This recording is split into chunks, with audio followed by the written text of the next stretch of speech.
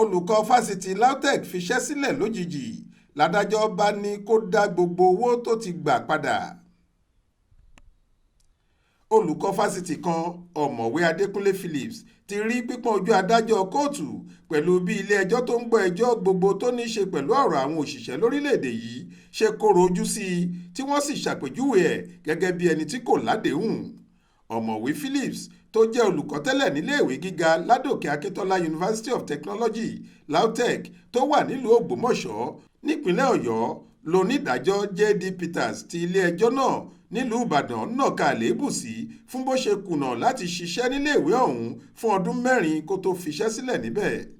adájọ́ ní bí kò bá tiẹ̀ lè ṣiṣẹ́ fọ́dún 4 ọ̀hún ó yẹ kó san owó tó gbà náà padà gẹ́gẹ́ bí àdéhùn tí wọ́n ṣe lọ́jọ́ 9 oṣù keje ọdún 2007 tí wọ́n gbà á síṣẹ́. onídàájọ́ Peters sọ pé olùjẹ́jọ́ ti tako àdéhùn pẹ̀lú ìgbésẹ̀ tó gbé yìí. nípa bẹ́ẹ̀ òun àti onídùúró rẹ̀ jẹ iléèwé Lautech ní mílíọ̀nù 3.5 náírà 3.5 million tó jẹ́ owó tó gbà lásìkò tí kò fi ṣiṣẹ́ wọn.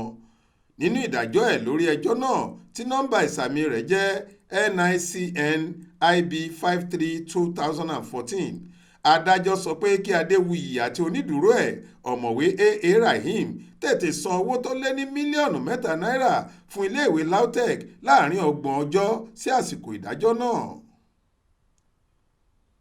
Ọláwálé Àjàó ló ṣàkójọ ìròyìn yìí fún iléeṣẹ́ tẹlifíṣàn Aláròye online. Faith Adébọlá ló kà á sétígbọ̀ọ́ yín.